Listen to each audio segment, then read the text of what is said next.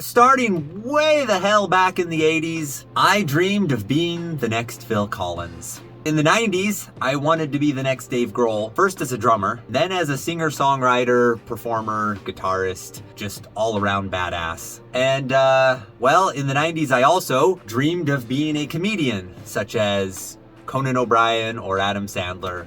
Those were definitely my favorites back then. Then in the early 2000s, maybe I guess the late 90s really, I discovered Yanni. That was my next aspiration. I thought, hell, I'll just play piano and compose incredible music that will take me to another world where maybe Yanni and his hair are also, so I can just hang out with his hair and mustache.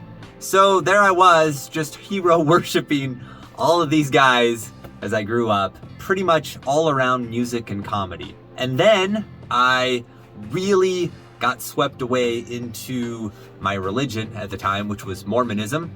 I went on a mission to Brazil and I got really deep into leadership in Mormonism and basically giving my entire life over to the Mormon Church, which is exactly the reason they send people on missions. I did college and then I did more college and I tried to make it in the real world I did finance. And then my wife and I had a child. I stayed at home because my wife had the job with healthcare and I had no health benefits at the time. And we struggled along and I stayed at home because childcare is fucking ridiculous in America. So that's what we did. And I was a stay-at-home dad for our two children. And along that path, I decided, I was extremely anxious to create something. I very much wanted to do entrepreneurship on some level. Deep down, I wanted music or comedy.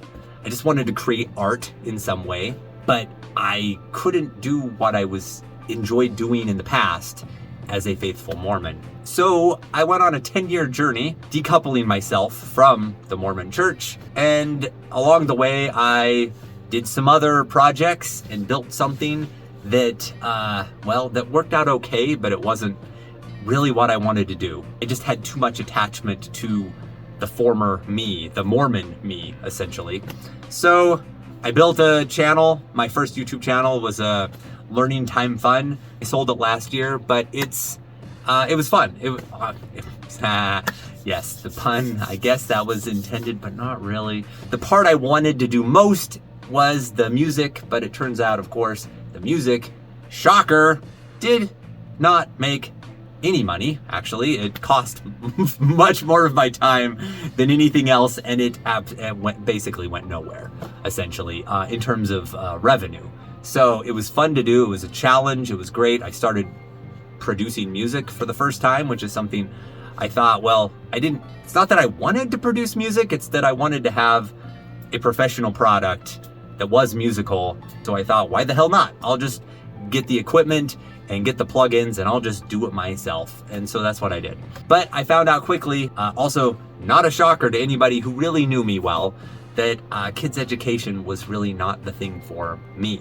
So I ended up stuck with a semi-successful channel and just not enjoying the process. There was nowhere for me to go. And it takes a lot of time to animate and do voiceovers and then create music. And I just wanted to do more music. So I started another brand, which was Relaxified, back in 2020. And I thought I'll compose music and I'll be, channeling my inner Yanni. I'll go and make some music. Of course, as I am well aware, I am not Yanni or anywhere close to him. See, here's my level, and he is, up in at Mars or somewhere else further down the planets than I will ever be. Nonetheless, I tried. I gave it my all. I worked my ass off. Some of it I'm proud of. Some of it, not really so much. Some of it was just experimental to see if I could get anything to work. Lo and behold, even composing all my own music and putting it out there, I was denied partnership in the YouTube program. They denied me, and then I appealed and they denied that. That was 3 years of extremely intense work for essentially, it was rewarding for me internally because I got to process through leaving Mormonism mainly, and also just reconciling my age and where I'm at in life. Because I am in my 40s. I am not a Phil Collins. I am not an Adam Sandler. I'm not a Dave Grohl. I am not. Sure, I can play instruments, but not like him. I don't have a career like him.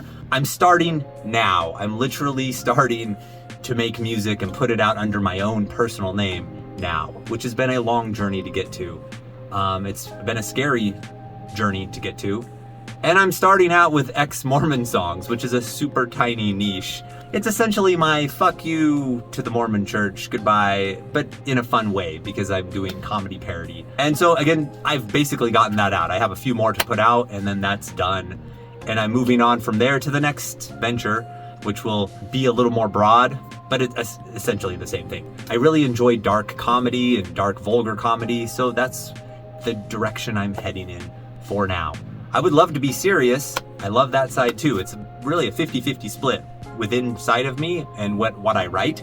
It's just harder to differentiate myself, I believe. It would be a hell of a lot harder to be just another indie singer-songwriter. I'm taking a different angle to start with for now until I run out of money from selling my YouTube channel last year, which will come sooner than later. And at that point, I have no fucking idea what I'm going to be able to pull off. Because it's a long, hard slog. I'm not here to cry about it. I'm just being honest that I just figure I need to get myself out there and tell my story in bits and pieces. And that's not something I'm used to doing. It's not something I'm comfortable doing because I've been hiding behind brands. I didn't have the confidence. And so now I'm doing Nick Romriell, myself. And I'd like it to be a long journey. I could do this the rest of my life if I can get the financial backing to keep going. But yeah, it's challenging and it's hard to face the facts that, you know, I'm not my childhood heroes, nor will I become them at this point in my life. I know I can be successful in my own way, and it's entirely possible to eventually make a full-time income. I'm hopeful. Right now I'm making zero, right? Which is what I'm used to doing. It means a hell of a lot of time away from my wife and children, who are amazing and supportive and lovely like that. It's a hell of a lot of lonely days working my ass off trying to produce something that is pseudo-professional. I'm not there yet. You know, I'm getting a little bit closer at a time. It's baby steps. And I'm hoping 10 years from now, I will finally have figured out how to produce a song to a absolute professional level. And maybe I can pull off a Phil Collins type song. I'm just not there yet. So I'm trying to let it go. Because honestly, I've been able to let go with my mindfulness practice. I've been able to basically let just about everything go in my life. But this fascination with music and comedy and this obsession with like this desire, just not obsession, but kind of an obsession, yeah. It's not mentally healthy, but it's also hard to let go of wanting something like that, to have a life where I'm doing something I actually enjoy. And I know some of that comes from spending 30 plus years of my life in a Mormon cult that dictated what I did and what was right and what was wrong and how I should live my life. And you know, you get it. The list goes on. So I'm trying to follow a dream, and yet knowing that this dream may never happen.